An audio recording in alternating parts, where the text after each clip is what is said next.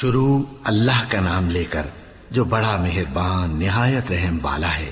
الف لام میم، یہ کتاب یعنی قرآن مجید، اس میں کچھ شک نہیں کہ اللہ کا کلام ہے، پرہیزگاروں کے لیے رہنما ہے جو غیب پر ایمان لاتے اور آداب کے ساتھ نماز پڑھتے اور جو کچھ ہم نے ان کو عطا فرمایا ہے اس میں سے خرچ کرتے ہیں، اور جو کتاب اے پیغمبر تم پر نازل ہوئی اور جو کتابیں تم سے پہلے پیغمبروں پر نازل ہوئیں سب پر ایمان لاتے اور آخرت کا یقین رکھتے ہیں۔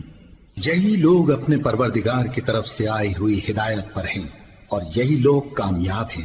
جو لوگ کافر ہیں انہیں تم نصیحت کرو یا نہ کرو ان کے لیے برابر ہے، وہ ایمان نہیں لانے کے۔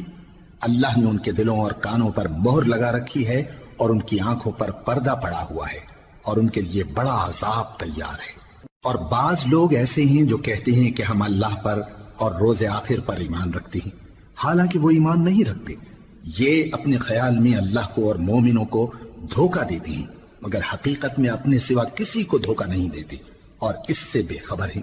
ان کے دلوں میں کفر کا مرض تھا، اللہ نے ان کا مرض اور زیادہ کر دیا اور ان کے جھوٹ بولنے کے سبب ان کو دکھ دینے والا عذاب ہوگا۔ اور جب ان سے کہا جاتا ہے کہ زمین میں فساد نہ ڈالو تو کہتے ہیں کہ ہم تو اصلاح کرنے والے ہیں۔ دیکھو یہ بلا شبہ مفسد ہیں لیکن خبر نہیں رکھتے۔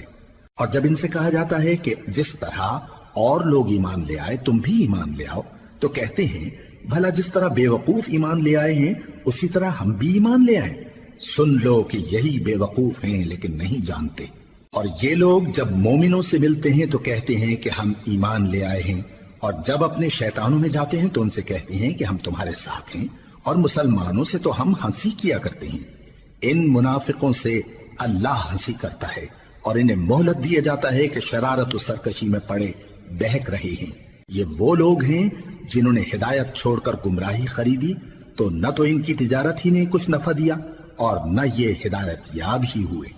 ان کی مثال اس شخص کی سی ہے جس نے شب تاریک میں آگ جلائی، جب آگ نے اس کے ارد گرد کی چیزیں روشن کی تو اللہ نے ان لوگوں کی روشنی زائل کر دی اور ان کو اندھیروں میں چھوڑ دیا کہ کچھ نہیں دیکھتے۔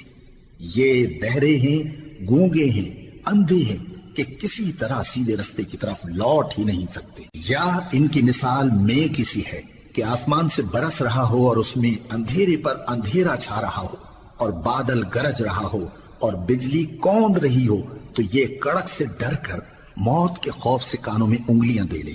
اور اللہ کافروں کو ہر طرف سے گھیرے ہوئے ہے، قریب ہے کہ بجلی کی چمک ان کی آنکھوں کی بصارت کو اچک لے جائے۔ جب بجلی چمکتی اور ان پر روشنی